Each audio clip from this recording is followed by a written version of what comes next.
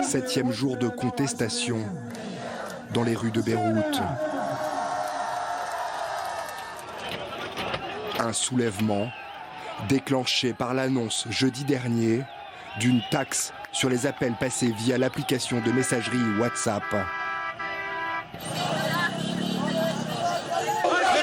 Les gens ne doivent pas rester chez eux, ils doivent descendre dans la rue. Nous sommes ici car nous ne pouvons plus supporter la situation et les nouvelles taxes.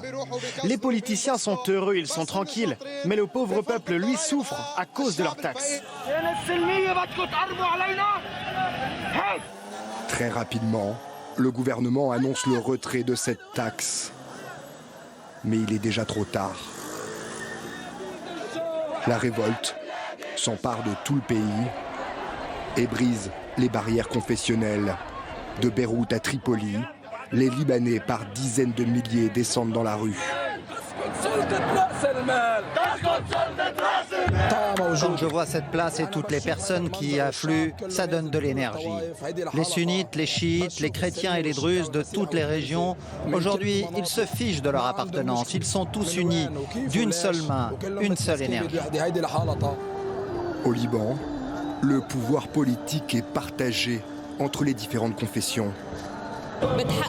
Je suis venu pour mettre fin à ce régime sectaire et le remplacer par un système politique dans lequel les gens obtiennent des postes basés sur la compétence et pas sur la religion. Ici, la classe politique libanaise dans son ensemble est jugée corrompue et incompétente. Nous avons les mêmes dirigeants depuis des dizaines d'années. Ils racontent les mêmes mensonges au peuple. Nous ne pouvons plus leur faire confiance. Ils nous mentent depuis qu'ils ont pris le pouvoir. Lundi, le gouvernement libanais annonce une grande série de réformes. Gel de l'augmentation des impôts, taxes sur les banques, ou encore une baisse de 50% des salaires du président, des ministres et des députés. Ces décisions n'ont pas été prises en vue d'un marchandage. On ne cherche pas à vous demander d'arrêter de manifester et d'exprimer votre colère.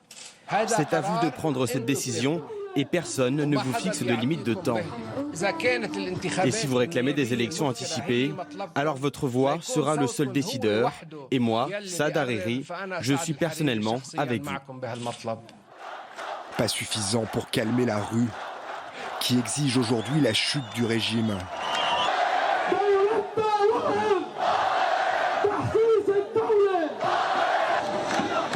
Nous n'avons pas confiance en nos politiques. Comment ont-ils encore la décence de rester à leur poste? Nous sommes un peuple digne et celui qui veut nous représenter au gouvernement doit être comme nous. Deuxièmement, nous voulons un État civil, nous voulons séparer les pouvoirs et séparer les religions des pouvoirs. 7 jours de contestation, une mobilisation jusqu'ici pacifique, mais le déploiement de l'armée dans les rues de Beyrouth cet après-midi pourrait attiser les tensions.